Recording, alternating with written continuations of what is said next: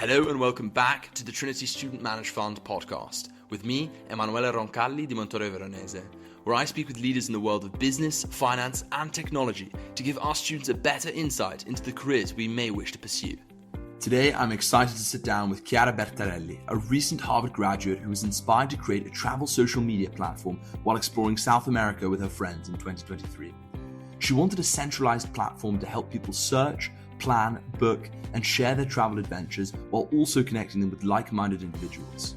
Since launching her app, she's expanded her vision and created a luxury lifestyle platform with a 24/7 concierge service, an itinerary planner, a social feed, and a thriving community of users.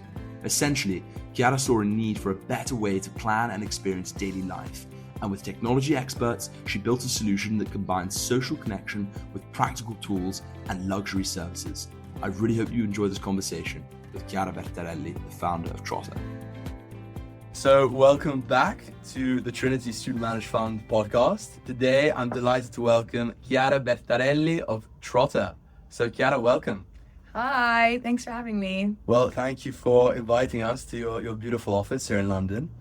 So look, I'd love today to learn obviously more about you, the founder of Trotter, but also kind of give our listeners and the students back at Trinity some insight into your story, the journey in building Trotter, what is it like to be a founder, and obviously what Trotter is.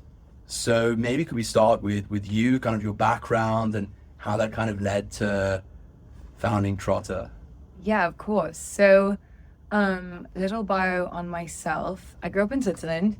I was lucky enough to have parents who enjoyed traveling, so that was a huge part of my upbringing.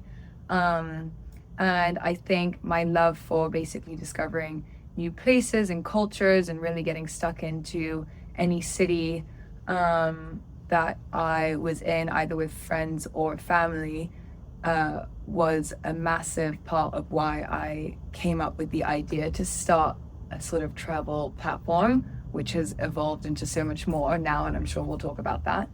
But yeah, when I got into Harvard, I was super keen on studying psychology. I did that as my major and then minored in English, which is completely different from what I'm doing now. I'm obviously running a business. It's a tech startup, and it's very much centered around the luxury hospitality space, which although I experienced on the other side of that being sort of the end user per se, now I'm kind of getting to see a whole new side of the luxury hospitality space from kind of servicing people, which is great. What was it like in university when you were starting out? Like, you said you chose psychology and then minored in English.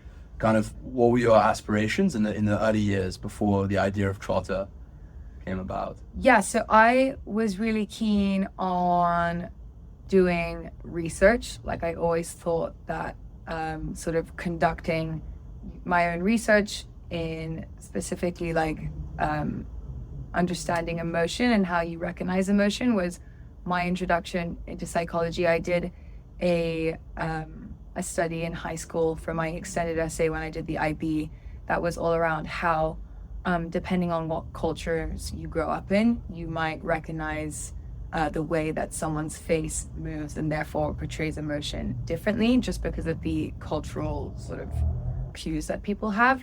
I think in the West, like we tend to look at people's faces in a holistic way. And then in the East, it's a little bit more central. And just kind of tiny little nuances like that depend like how you actually intake whether someone's feeling happy, sad, angry, or disgust, which is super niche.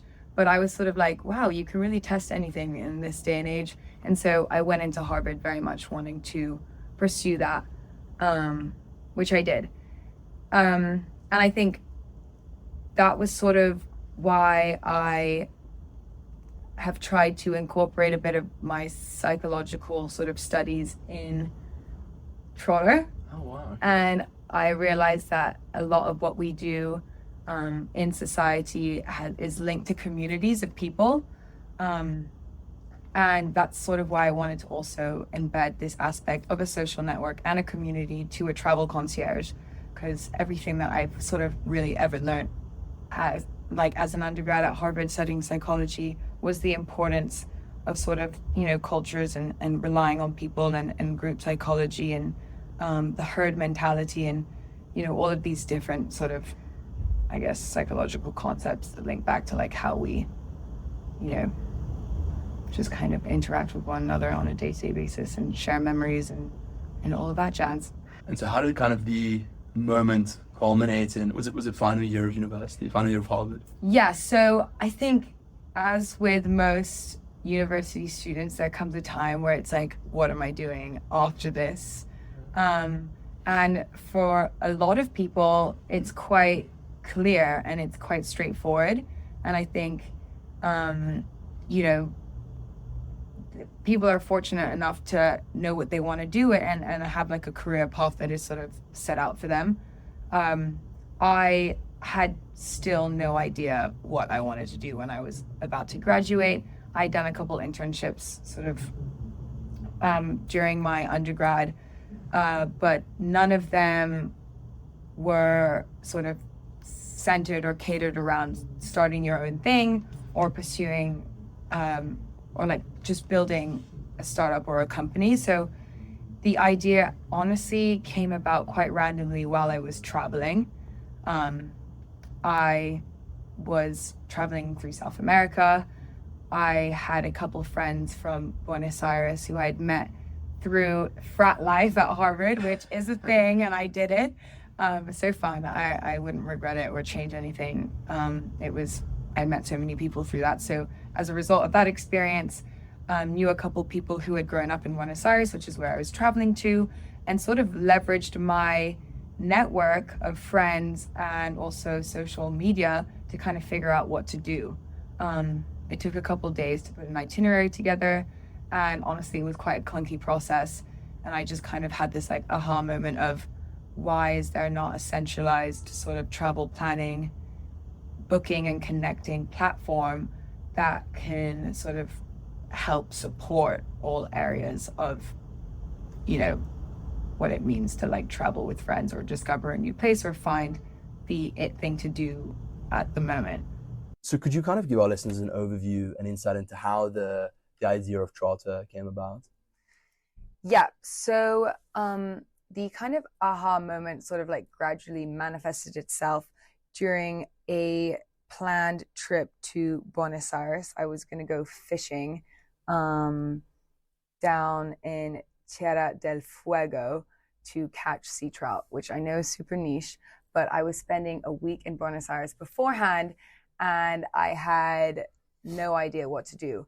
I love to travel and I have friends who live across the globe, and as a result of my undergrad time in Harvard, I had met some beautiful people from Buenos Aires, and I just sort of thought I'm going to leverage that network as well as use social media to figure out what's happening in the moment, and also kind of put together an itinerary and figure out how I might best spend my time getting immersed in the culture, but also doing things that are catered to me and what I like. And the only way that you can really get that is if you speak to people who know you and know your preferences. So it was sort of like a moment of, okay, well, if I combine,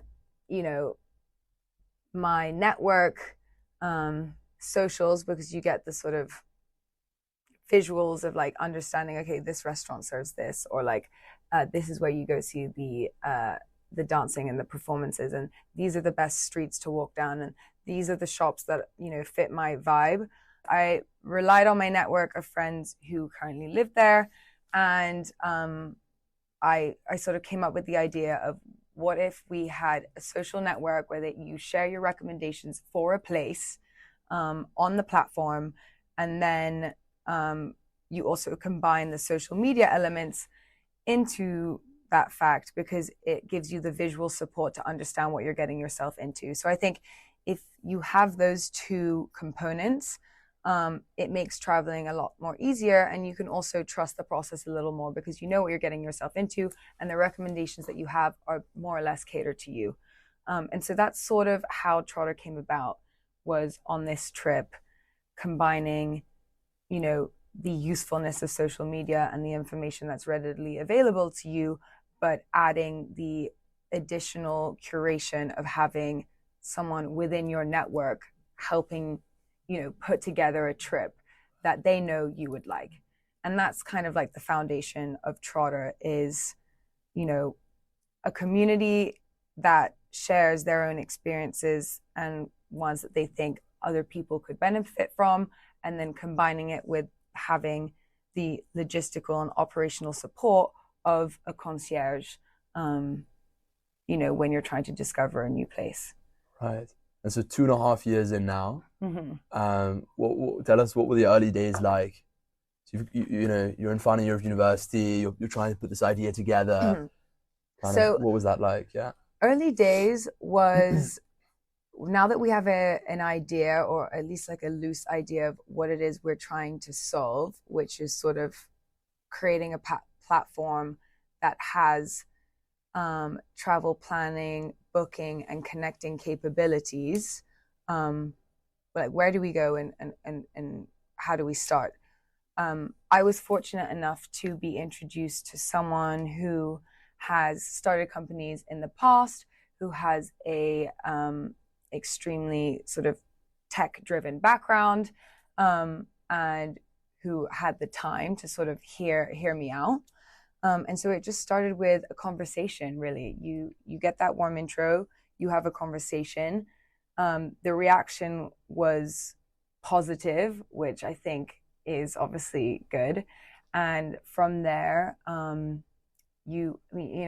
came out of college really not knowing what was required to start a company and, build a team and hire people.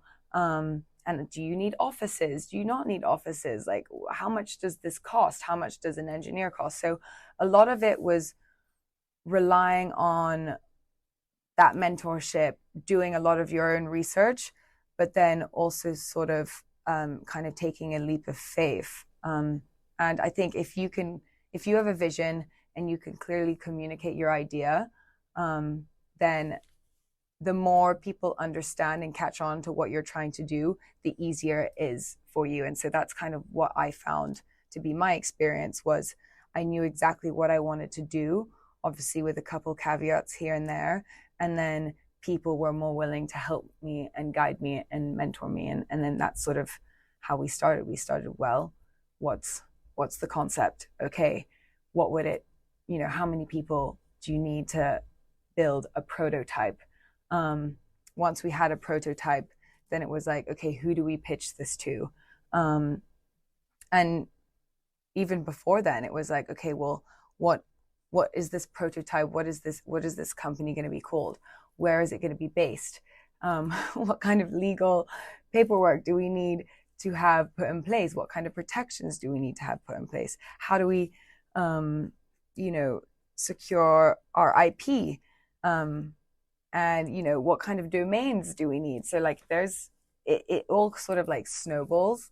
And before I could even think about, that I had graduated and that I didn't know what I was doing after college, I sort of had a small team of engineers, a very, very basic prototype, and, the starts of a company based in the UK. And then I was like, well, I guess this is what I'm doing now. But yeah, I mean. So very full on from the get-go, very steep learning curve. Could we double click on this journey? For me at the start was super, super daunting, because I was talking to engineers, back-end engineers, front-end engineers, full-stack engineers, AI engineers, about a platform that, I had no sort of prior understanding of like how to build or work. So it was interesting because I was hiring, but also learning at the same time. And I think most of the time people came on enjoying that. They enjoyed that they could work under someone who could learn from them. And I think that really helped foster this like great collaborative culture from the get-go, and which we still have very much, very present today. Is everyone who comes on, I feel like I can learn from. And that helps me sort of not feel insecure about the fact that, like, these people are much older and also that I'm not a technical founder. So, you know, it's nice at the end of the day to like have that. Obviously, I wish I knew more going into this, but I've learned a great deal, and I'm grateful for that, I think. And I suppose, like, what are kind of the myths about building a startup? Because not many people actually know what it's like. I mean, it's a fantastic experience. I mean, on reflection, I wish during my 4 years of university, I took, some time working in a startup. What are the good aspects? Kind of the beautiful, glorified aspects, and then maybe could you debunk some myths about what it's like? I'm sure you've had very late and intense nights working on the, So I would say, like, first and foremost, and I've said this before, like, you don't need to be an expert in the thing that you're doing, if that makes sense. I think the reason why Trotter has become what it is today and sort of evolved so much in the past year and a half, like, it literally did start off as a social media for travel. If you think about it, like, you just need friends and their recs, like, and then pictures, like, that was really what it was. And now it's like a full-blown concierge platform that covers all areas of like hospitality and lifestyle. We have multiple different cities. We're as much a networking platform as we are a social media. So the point is that you don't need to be an expert in what you're doing. It actually helps not to, because you then have to bring on people who add so much more value than you would if you were just by yourself, if that makes sense. I don't feel like the platform would have evolved into what it is today if I had all the answers. So I think it's helped me so much to like have to rely on other people who, are so much more experienced in the realm. But then it's also hasn't tunnel visioned me in that way. So like I haven't been limited by the fact that, maybe I would have had a education in travel and hospitality. I think because I haven't, I've been able to kind of break away from the norms of like maybe what someone who has studied that would do, if that makes sense. Yeah. So I would, the kind of like foundations of what I'm trying to say right now is you don't need to be an expert. It actually helps to sort of not. Like, can we kind of double click on the idea of like a challenge early on? Like, how did you deal with the pressure? Or I'm sure there are like a lot of stressful moments. Like, how did you deal with that when you're trying to get the prototype, the idea? Yeah. Into action? Because, talking about the steep learning curve, talking about the legalities and risk and everything. Yeah. I think, so the challenges early on were definitely, specifically with Trotter, we're balancing the fact that we had a clientele that we had to serve, but we were still sort of like building out the functionality of the platform and our network of partners and suppliers. So the biggest stress for me early on was obviously managing a team, not believing that I could do the things that I wanted to do, just because of my own insecurities about not understanding like how to build an app or, what exactly is required to set up a company. Once I got over that hurdle, it's like, okay, now that we have actual users, like how do we keep them satisfied while we're also trying to make sure that the platform is working? If there's a bug, do I tell people about it or do we just hope they don't notice? If someone's asked for something but we don't have a partner for that yet, like how do you manage that? I think at the start, it really is about managing expectations, specifically if you're a consumer app like we were. When we were beta testing, you need to scream that from the top of your lungs because people might expect you to have a full-blown service when you're literally just an MVP. And I think that's important because if the audience that you're sort of catering to can like understands that the platform isn't fully fleshed out and isn't fully developed, then you're not sort of like letting people down. And they're actually, if you can like reiterate to them how important they are to the evolution of the app, then I think that helps in that sense. So like the early challenges was basically just managing the expectations, and as well as like trying to build the platform, build the partnership base, and keep the members satisfied when you're just starting off. And talking about this is really interesting. I mean, we are kind of just touching on this, like the evolution of the product. I think one interesting thing to, we can discuss is like artificial intelligence. Yeah. And how this is coming, because, Yeah.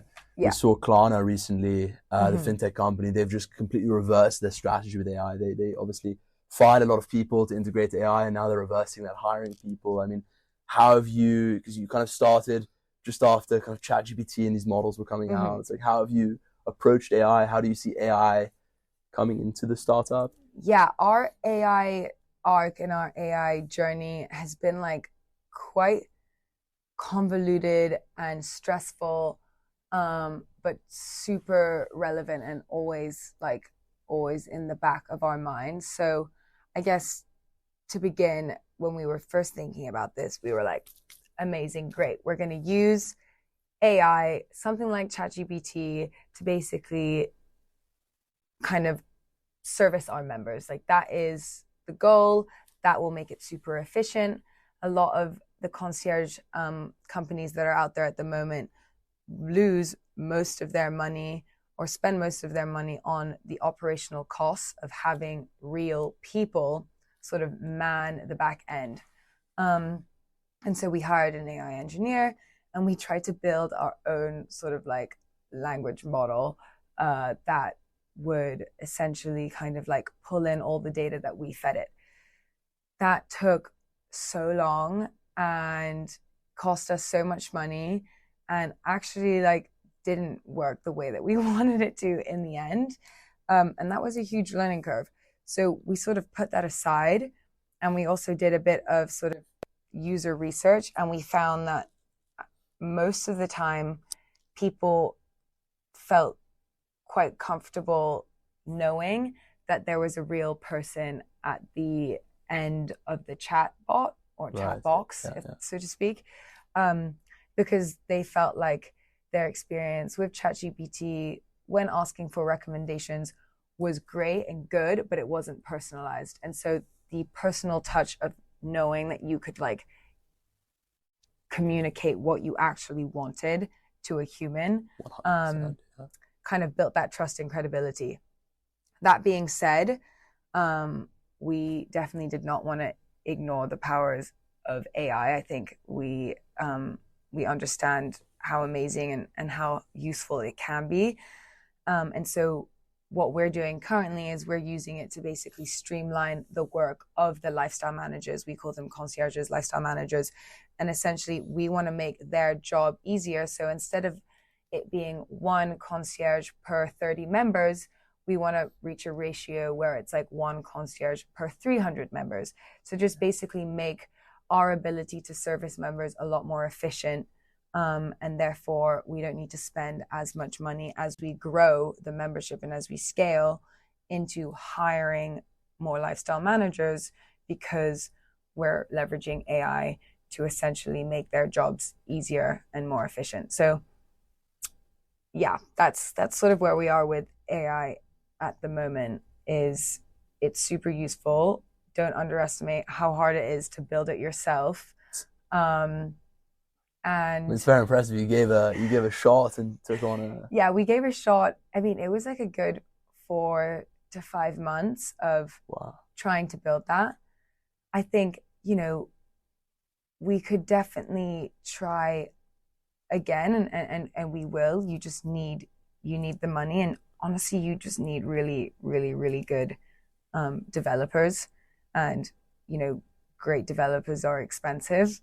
And I think because our user base is still quite small, and we're managing to service people at a rate that isn't, too difficult at the moment, we're basically using AI to focus on how, we can make the lifestyle managers basically lives easier rather than trying to replace them.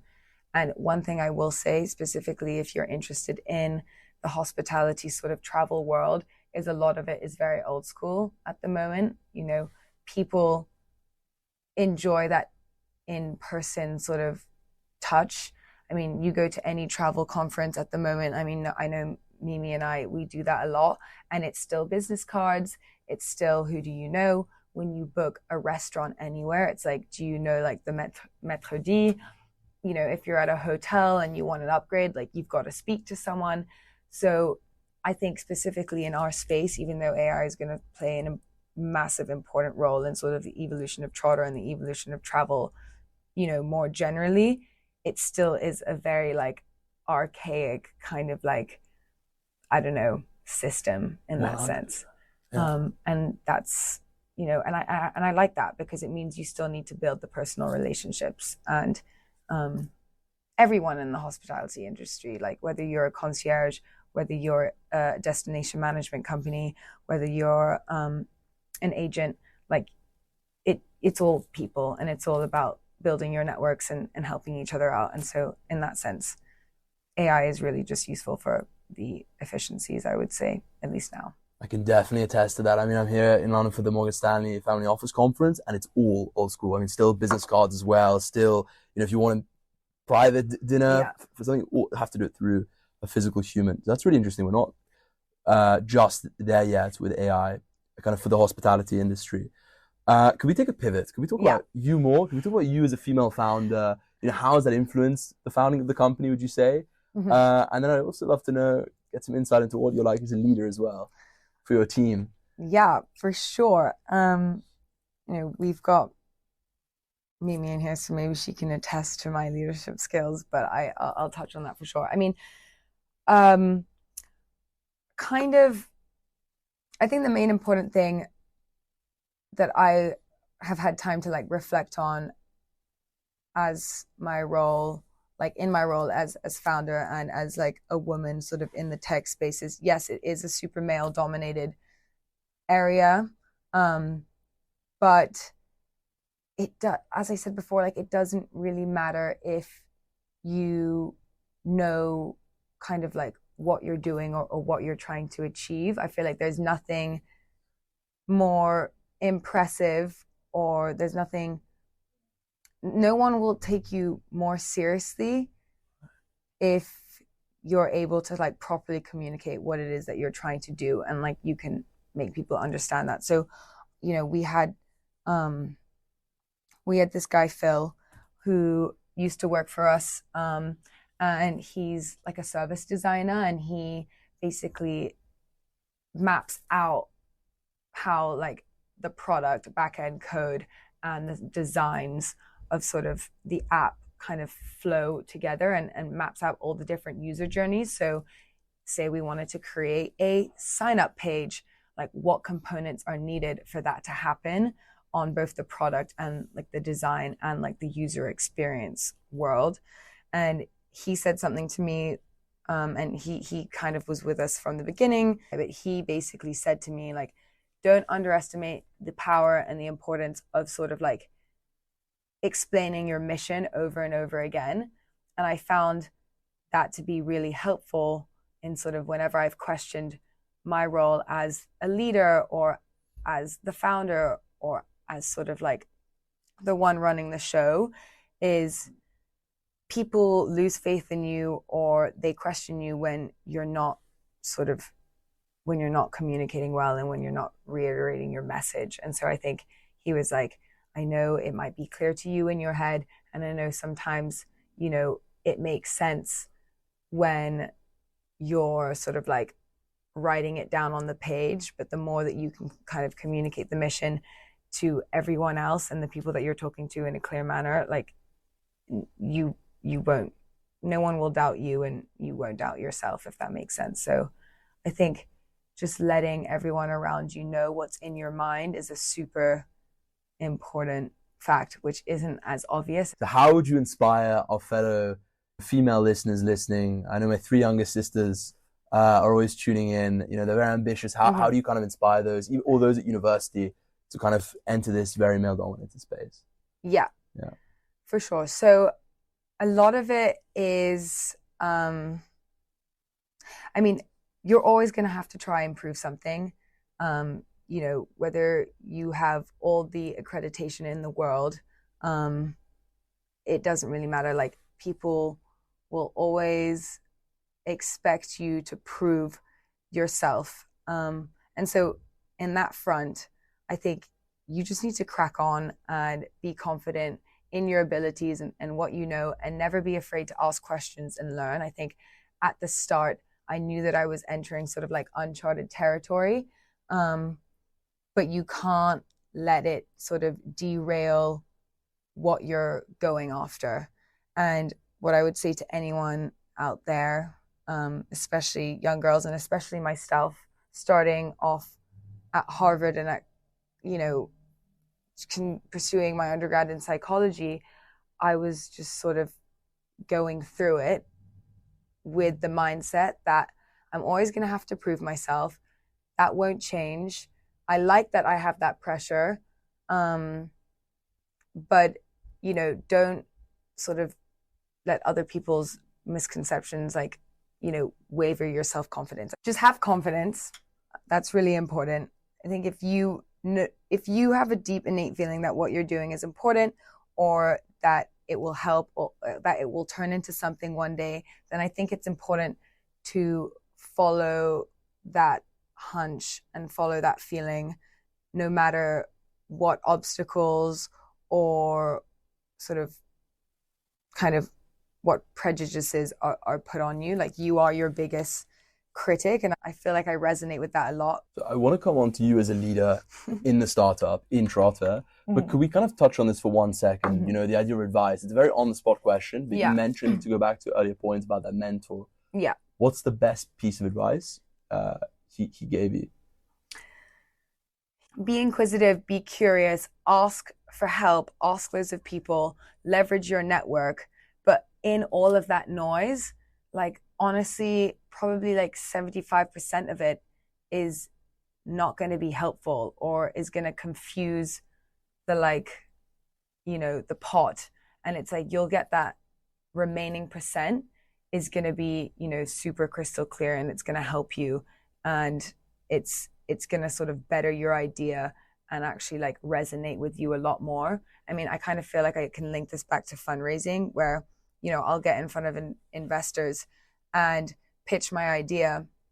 And then, you know, for 25 minutes, they're sort of like giving me all their ideas and giving me their advice, and, you know, kind of trying to, like, you know, stir the app in a certain direction, way. Putting that view. Okay. And, you know, if I didn't know any better, it's like, of course I'm going to listen to, you know, this guy that works at Boulderton, who, you know, has 25 plus years of investing and startup experience under his belt, who's telling me to go down this path because that is where he sees, like, it being, you know, the most successful. I want to come on to fundraising in a moment, but can we talk about you as a leader? Tell our listeners about Chiara as a leader at Trotter. Yeah. I would say that the most important thing for me is to sort of create a kind of like very open environment. I feel like a lot of the reason why, you know, I would hire you is because I think you can be an amazing, like, addition to the team. And therefore, you know, I always want to create spaces in which we can all collaborate, and there is no hierarchy and there is no this. I mean, like, we're quite a small team. I think we're like 8 people now, 8 or 9 people. Everyone sort of like has a role, but wears multiple hats. Like, there's not one day where, you know, I'm not dipping into all areas of the business, where my social media manager isn't dipping into all areas of the business, where, you know, the product team is coming into conversations around content and marketing, and, you know, where partnerships and maybe design is also like overlapping. So I think when I lead, I want to make sure that people understand, kind of as I've kind of learned myself, is that even though you might be specializing in one area, that doesn't mean your voice isn't warranted in another area. Right, and I think that's super important. And a lot of the time we kind of facilitate those conversations by having like workshops. Workshops are key. It's also an opportunity for you to get an understanding of where everyone is. What do you mean workshops? What do you mean So we just like, I mean, workshops is maybe like a very big umbrella term, but usually we'll kind of set aside a day where we'll kind of, it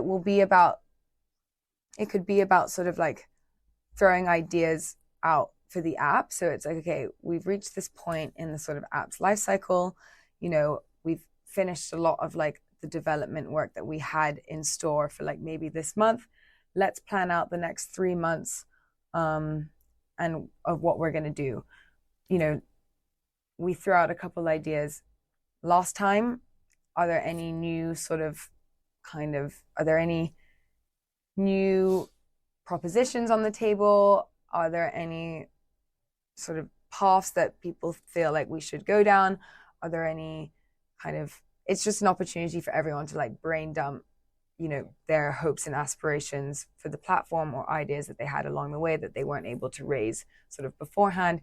And we kind of go through the day just sort of like brainstorming and doing that. And we'll ask people who are in different sort of sections to weigh in on other areas, if that makes sense. So we'll ask the engineers what they think like we should do about, you know, incorporating influencers to help the marketing. Or we might ask, you know, the content girls what sort of cool designs or different changes to the UX or the UI that they think might be helpful for the users of the app. Oh, in the app. Yeah. Or we'll ask the whole, you know, we'll ask the whole company like what kind of partners we think we should be like reaching out to. You know, do we need more culinary experiences? Do we need more people in sport? Do we feel like we're hitting enough, you know, of the geography? So it's just sort of like an opportunity to kind of reflect on the business. And I think that's really helpful because you come out of it and everyone's felt like their voices have been heard. You get loads of sort of ideas and kind of different directions to go down. But then you also, as a leader, get an understanding of where or how people understand the brand. And I think it's, as I was saying, to make sure that you're constantly like communicating the mission and the purpose. I think it's a great way to also like turn that out to everyone else and go like, hey, what do you think Trotter is about? Like, where do you see us in 5 years? Like, what, in your opinion, is the most valuable feature that we have at the moment? So everyone is heard. Yeah, so everyone is heard. Where do you see Trotter in 5 years? To put you on the spot. I want it to be a marketplace for the cool, the trendy, the new, the niche, and yeah, just be like the go-to platform to essentially like figure out your next, you know, holiday, find your next sort of like Friday night booking. Oh wow! So everything from a complete holiday, last minute trip to you know, what are we doing for dinner this Friday as a group? Yeah, like what festival should we go to this summer? Okay. It really is an all-inclusive platform. You log onto the platform currently, you can see a homepage that is filled with loads of recommendations across dining, accommodation, experiences, and events that go all the way up from present day to, you know, next year, summer. You can follow individuals on the platform. You can create group chats with your friends. You can ask the concierge to book you into itineraries. It's like, it is really a lifestyle platform. And the whole point was that nowadays, a lot of like the concierges that are out there and a lot of the, I guess you could call them like lifestyle apps, are very much catered to the older generation, you know, a very private clientele. Like there is no sharing whatsoever about the trips that you go on or the restaurants that you've booked or, you know, the places that you're visiting. And I think that is sort of the opposite of what our generation does nowadays. Like, we are all about kind of sharing with one another. If you are going to throw an event, you want as many people to know about it as possible. If you are opening a restaurant, or if you've gone to a restaurant, you sort of like need these communication channels. And so that's kind of what we're trying to do, is we're trying to be the place that finds those incredible experiences, or, you know, dining, there's like, you know, those MasterChef tables, or those exclusive like after party tickets. But also, if you are one of those people, if you're like a small business owner, or if you have a brand, or if you have an idea, or if you know, are someone that wants to create a moment, that we can also help with that as well. And that's where like the network comes in, because it's like we're all supposed to be sort of sharing what we're doing. But then you have like the support of the concierge to help you book it. Can we talk about fundraising now? Yeah. I think a lot of people, because even the fund, we have to do a lot of fundraising every year. Hell. Hell. Hell. Distilling it into one word. Hell. Come on, what has that been like from, you know, your first pitch to investors to now? And actually also another question, because you obviously did your undergrad in the US. You know, I know it's on the other coast. You have Silicon Valley there. Mm-hmm. This is another thing people are discussing now at Trinity, because we've got that US link. Mm-hmm. You know, if you're raising money in Silicon Valley, I would assume it's a lot easier to get a seed check as opposed to here in Europe. But just generally, what is that fundraising like? Yeah, so I'm obviously like fairly new to this like fundraising sort of system.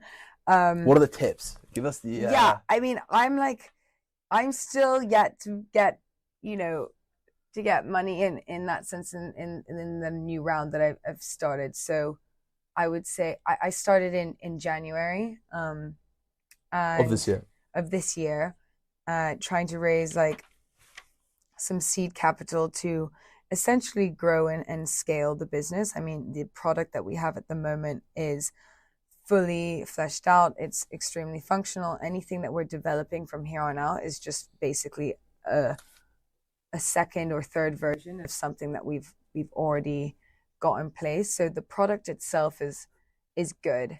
Now, you know, we're focusing a lot on sort of trying to get the audience that we feel would benefit most from the platform, and, you know, make sure that like what we have at the moment is scalable, that our business is scalable, and all that jazz. So I'm going into most of these meetings basically pitching that we need money to kind of like get the wheels of this beast, you know, turning in full force. The tips, I mean, the tips are obviously be prepared. I think, you know your numbers. Also, if you don't know the answer to a question, I've found like it's always better to just like be transparent about that, because you can always email them back saying with the follow-up. The follow-up, like that's not a problem at all. Do your research, make sure that like what you're proposing to them is in line with their investment thesis. I think, you know, if you come in and not really, you know, they only invest in Series A and B, and you're asking for seed, like that's a mistake. If the person that you reached out to specializes in like, you know, enterprise or like SaaS technology, and you're pitching for a consumer platform, like they're not really going to be of help to you. I think it's just put yourself out there, have a sort of 1-pager deck, and then also have a sort of 10-pager deck. I think you should have 2 different kinds of decks, because it's just, you know, one is to get your foot in the door, the other one is to kind of like get a meeting, and then I'm kind of reaching the phase where I'll probably need to have a third kind of deck that has more of like my financials. I would say that most of the time, the pitches are more like conversations. I feel like I went in thinking that I was going to have like an entire script that I needed to memorize. And that's actually not the case. And it's thrown me off a lot of times where I've gone in with a script and that script is just never come in handy. And obviously, like, the more you do it, the better. I think just kind of just keep practicing and keep trying to book conversations and getting in front of someone. Because as I said, you'll get a lot of feedback, you'll get a lot of advice.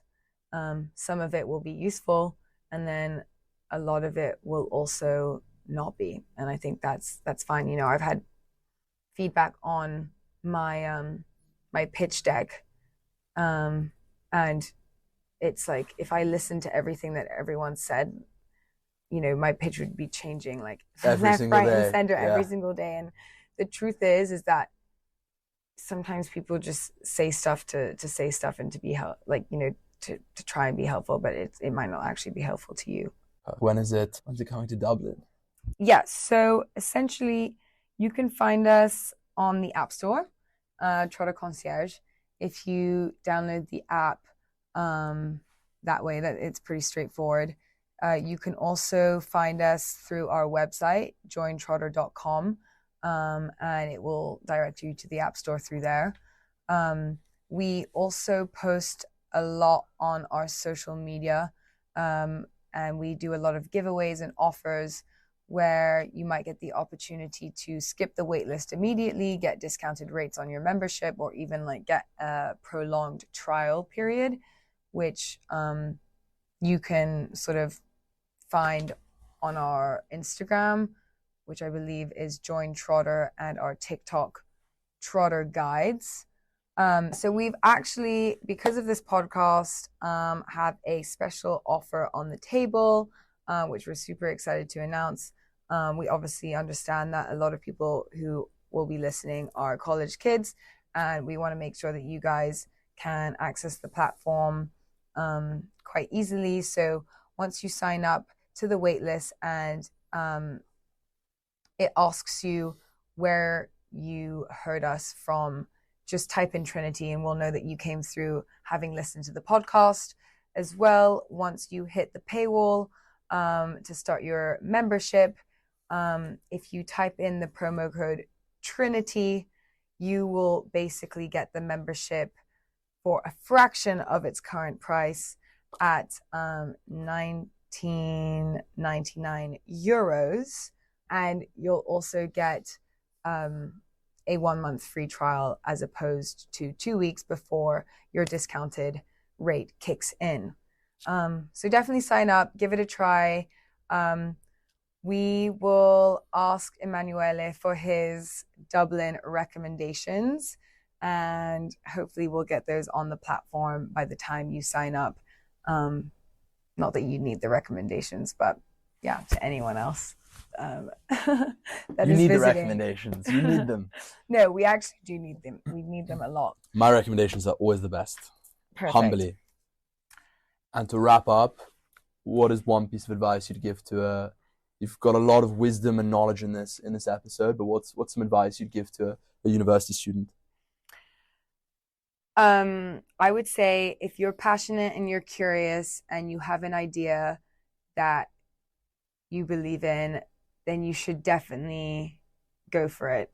I think university is the best place to try anything out, even if it fails, because I think you're surrounded by super sort of driven people that have lots of energy, and you might find your next co-founder or your next business idea just talking about something in a classroom or at the library, or pitching an idea to a professor.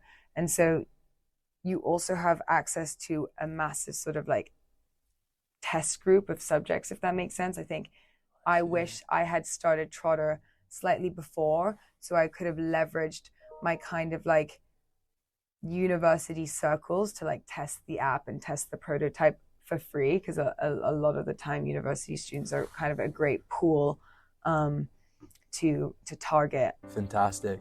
Chiara, thank you so much for the time. Thank you so much. You have been listening to the Trinity SMF podcast. You can find more of this podcast on our website, www.trinitysmf.com, and follow us on our social media to find out more about the podcast releases, upcoming events, and much more. Thank you again for listening, and stay tuned.